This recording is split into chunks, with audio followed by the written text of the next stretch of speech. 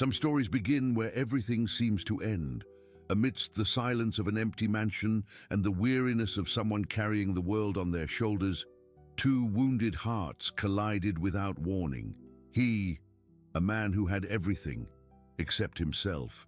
She, a woman who had nothing but possessed a dignity no title could buy. What no one expected was that, amidst their differences, something true could be born, something fragile, something impossible to ignore. This is the story of Gabriel and Clara, how love appears precisely when we stop looking for it, and how, sometimes, the only thing separating two destinies is the courage to walk through the door. Subscribe to the channel for more stories that touch the heart. The light rain tapped against the 9th floor windows as Clara entered the executive office with her cleaning cart. It was almost 8 in the evening. The overtime paid more, and she needed it. She always needed it. But as she pushed open the slightly ajar door of the private bathroom, her movement froze mid-air. He was there, sitting on the floor, leaning against the marble wall, tie loosened, hair disheveled. Before him, an open box spilled wedding photographs, images of perfect smiles, white dresses, staged embraces. Gabriel looked up, surprised. Clara said nothing. She just gripped the handle of the cart tightly, her heart pounding. He should have been furious or embarrassed, but what she saw on his face wasn't anger. It was emptiness. "Sorry," she murmured, taking a step back. I didn't know anyone was in here." Gabriel blinked as if returning from afar. "No, you're sorry. It's me who—" He looked around as if just then realizing where he was. Lost track of time. There was something unguarded about him, something raw. Clara knew that expression well. It was the same one she saw in the mirror after sleepless nights, when the bills wouldn't add up and fear tightened its grip. She took a step back. "I can come back later." "No need." He stood up quickly, adjusting his shirt in an automatic gesture. "I was just leaving." But Gabriel didn't leave. He stood there, frozen, looking at her with a strangeness Clara couldn't decipher, as if her presence was at once invasive and necessary. "How long have you worked here?" he asked suddenly. Clara hesitated. "Almost a year." "And I've never seen you." She almost smiled. "That's the point of my job, to go unnoticed." He lowered his eyes, a hint of embarrassment. Then he gathered the photos scattered on the floor, put them back in the box, and closed it with a sharp movement, as if he wanted to lock everything away at once. "Good night," he said, his voice softer. "Good night." He walked past her but paused at the door. He turned just enough to say, "Thanks for not saying anything." Clara just nodded. And when he left, she remained alone in the vast office, with the expensive cologne he'd left in the air and the strange feeling that something had shifted, something she couldn't name. Before we continue, tell us where you're watching from and subscribe for heartwarming stories every day. In the following days, Gabriel started noticing her, not because he wanted to, but because it was impossible not to. Clara passed through the halls at the same time every day, always discreet, always with that air of someone carrying an honest weariness. He'd never paid attention to the faces of the people who cleaned the building, but now he saw, and he saw too much. One morning, as he was leaving a meeting, he found her in the break room organizing the cleaning supplies. She wore worn gloves, her hair pulled back in a loose bun. Gabriel hesitated, then he walked in. "Good morning." Clara turned, surprised. "Good morning, Mr. Costa." He winced. "Gabriel. Just Gabriel." She smiled faintly but didn't reply. She continued organizing the bottles with that methodical precision he was beginning to recognize as part of her. "Coffee?" he offered, gesturing to the machine. "Thank you, but I've already had some." A lie. He knew it by the way she averted her eyes, but he didn't push it. "So?" Gabriel crossed his arms, not quite knowing what to say. "How was your day?"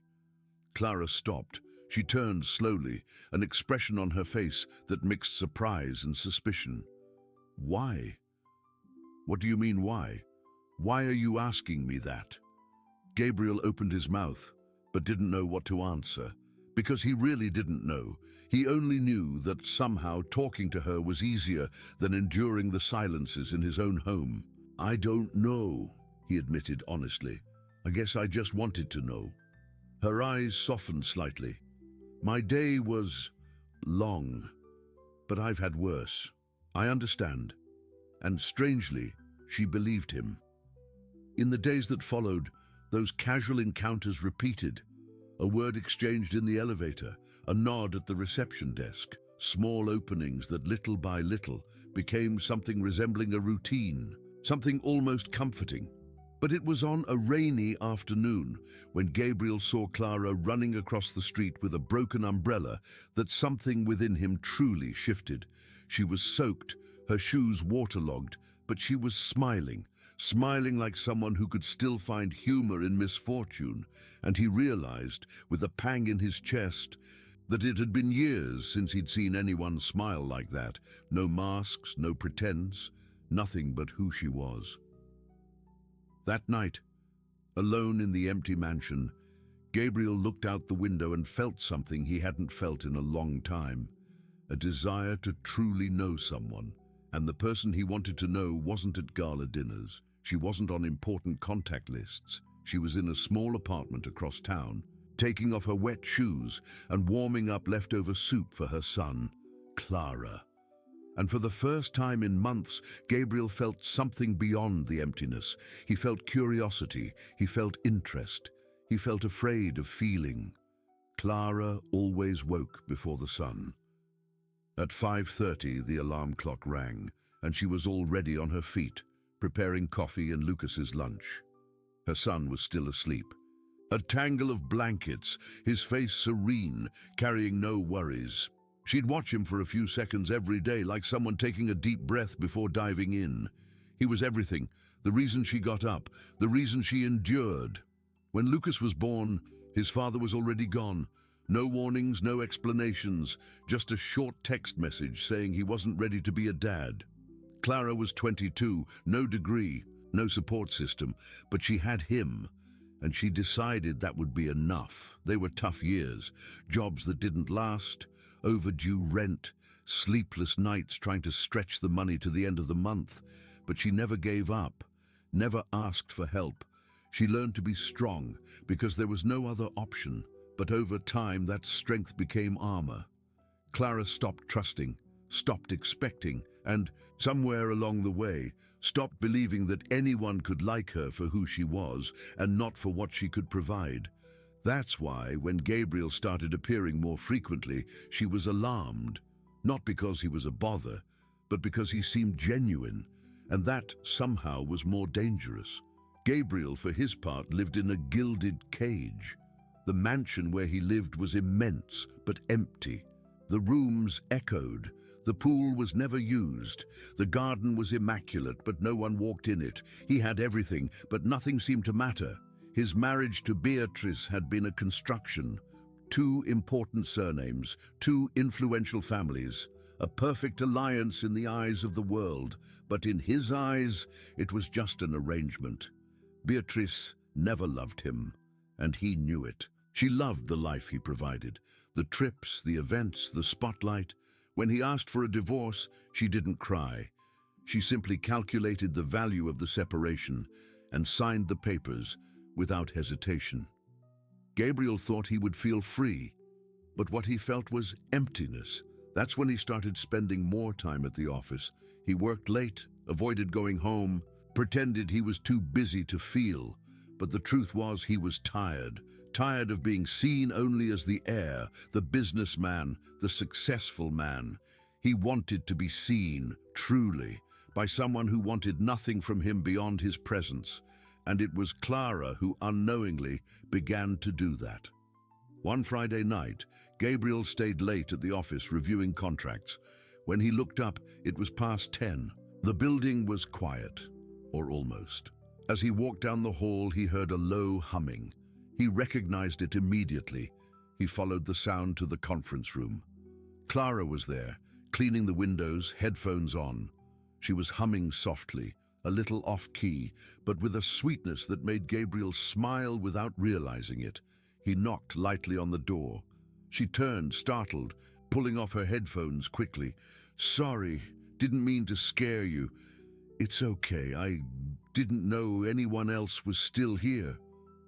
"Me neither."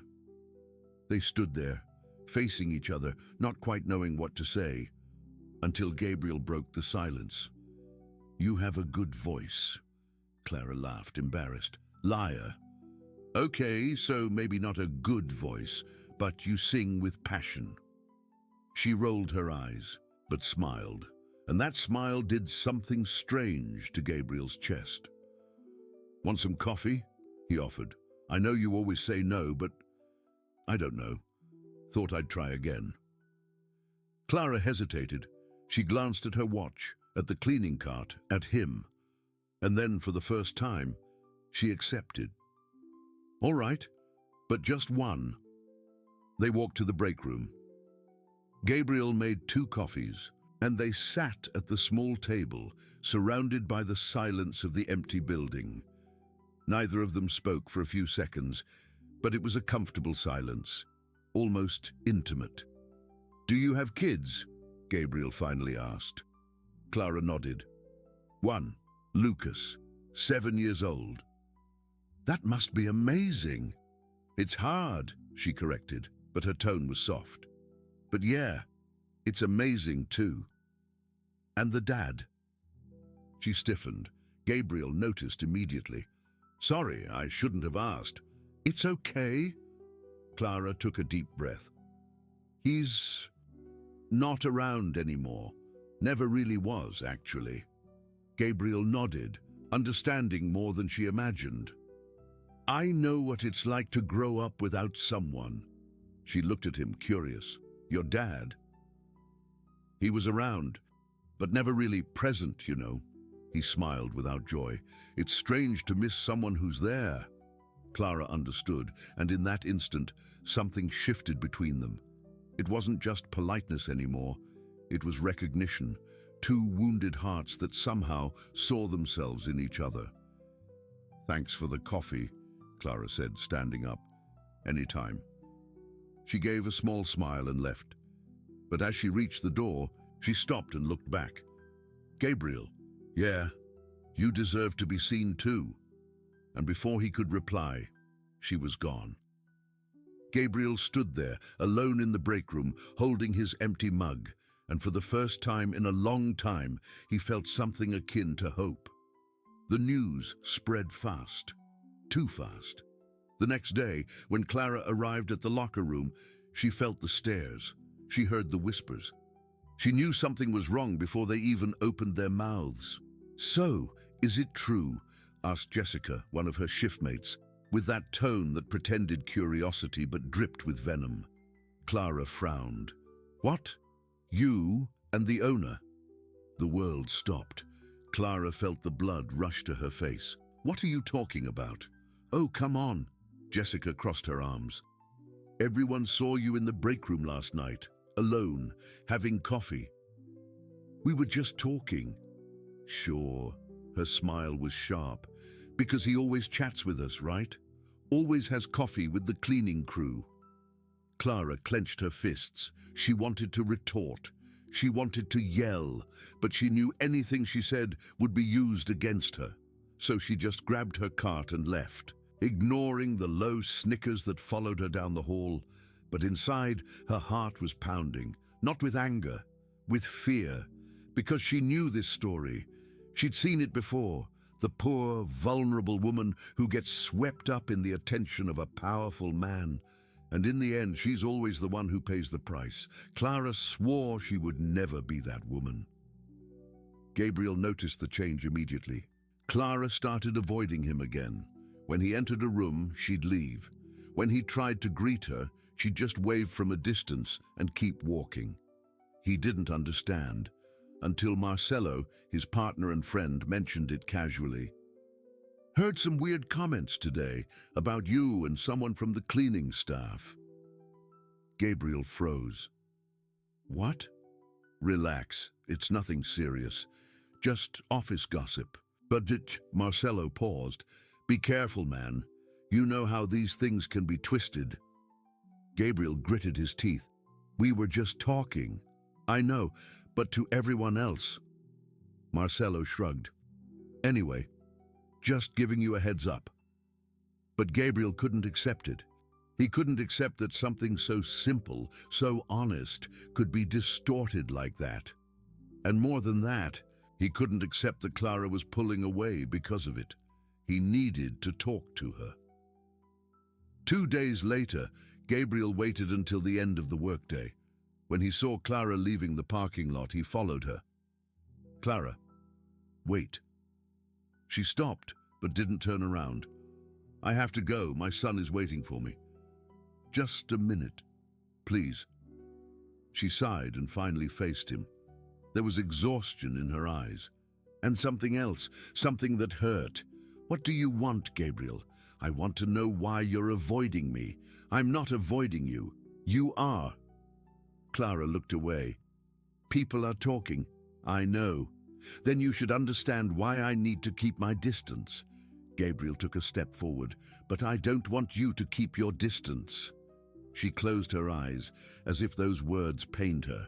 You don't understand, Gabriel. For you, it's just a conversation.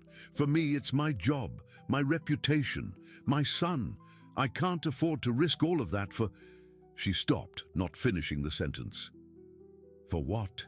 He pressed, his voice low, almost a whisper. For what, Clara? She met his gaze, and for a second Gabriel saw something shatter in her eyes. For something that won't work out. And before he could reply, she turned and walked away. Gabriel stood in the empty parking lot, watching her disappear. And for the first time, he understood it wasn't just about him. It wasn't just about what he felt. It was about the world between them. A world that left no room for something simple, something true. But he wasn't ready to give up. Not yet. The weeks that followed were strange. Gabriel gave Clara her space, but he couldn't stop thinking about her. He saw her from afar, always busy, always serious. And he felt a pang in his chest every time she looked away. Until, one Thursday afternoon, everything changed. Clara was on the escalator when she tripped. Her bag fell and everything spilled onto the floor. Gabriel, who was on the floor above, rushed down. Are you okay? She nodded, embarrassed, gathering her things quickly. He bent down to help. That's when he saw the photo, a crumpled, faded picture. Clara and a little boy smiling in a park. The boy had her eyes. Is that Lucas? He asked, handing the photo back carefully. She nodded, tucking it quickly into her wallet. Sorry about the mess. No mess at all. They stood there, frozen in the middle of the hallway, people rushing past them, and suddenly Gabriel couldn't hold back anymore. Clara, I know you asked for distance, and I respected that, but... He took a deep breath. I can't stop thinking about you. Her eyes widened.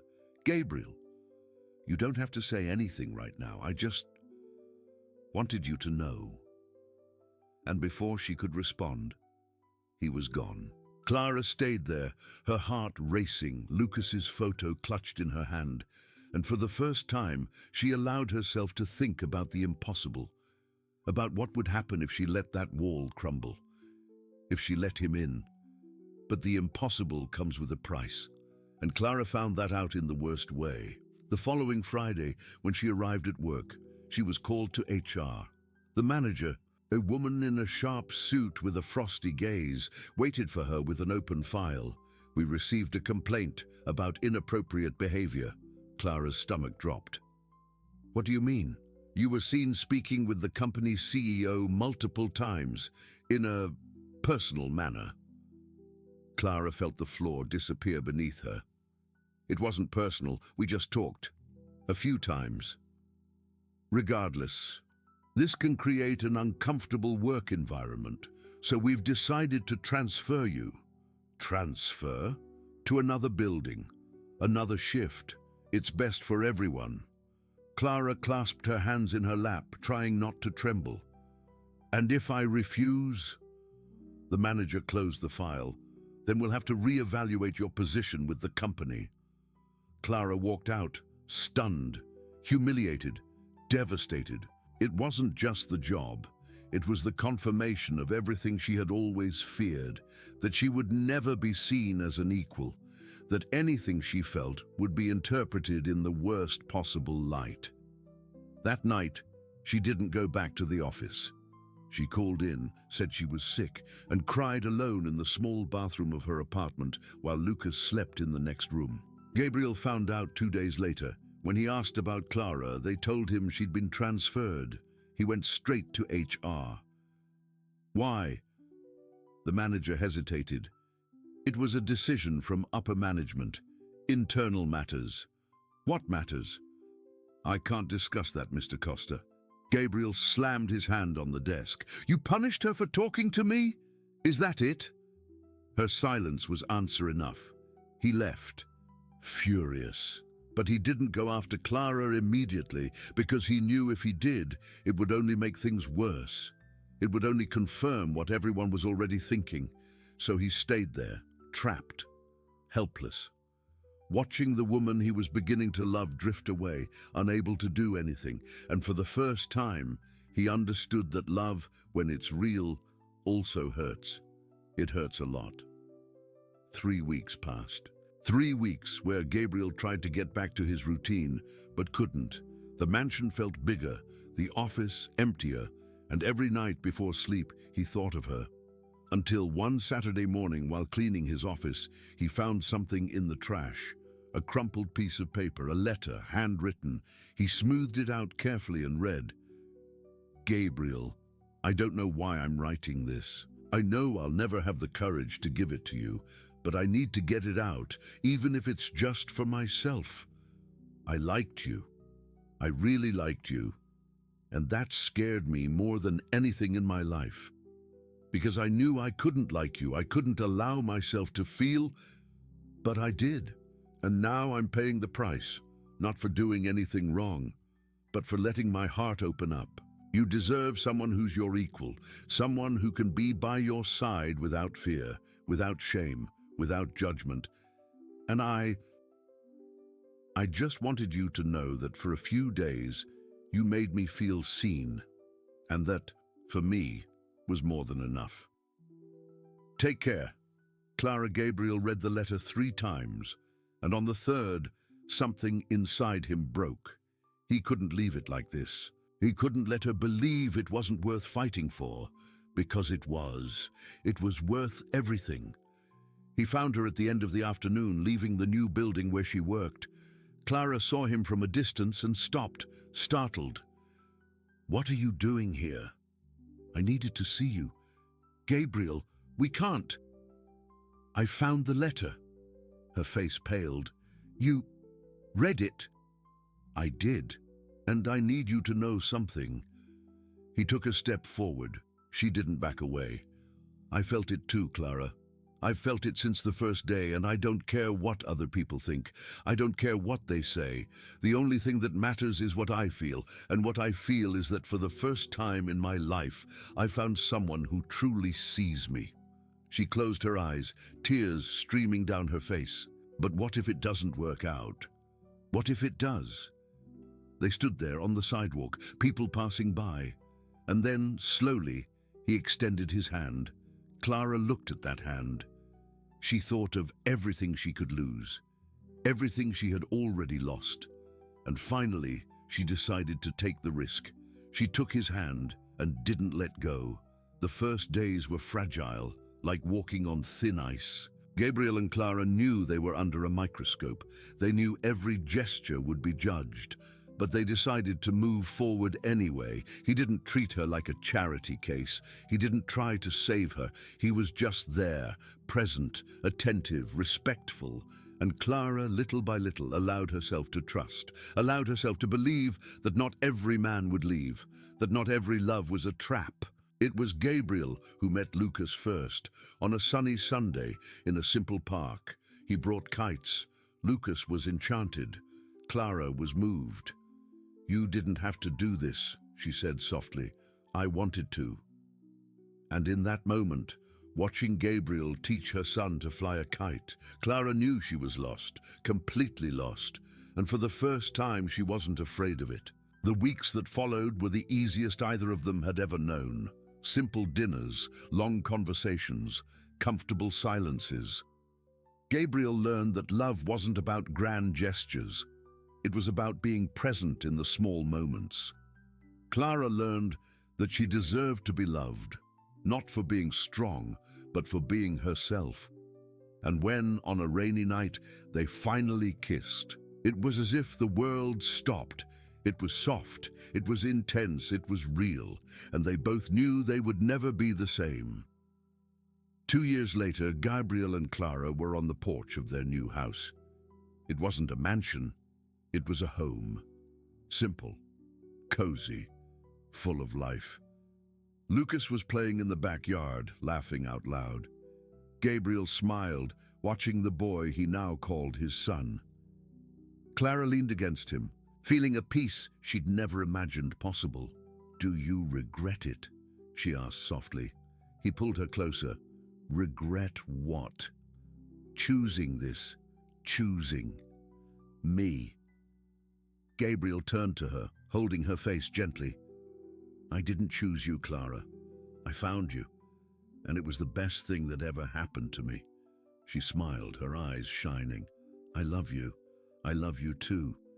And there, in that simple moment, surrounded by a child's laughter and the smell of fresh coffee, they understood that love doesn't have to be perfect. It just has to be true. And so it was that two broken hearts discovered that love, when it's true, always finds a way. So, what did you think of this story?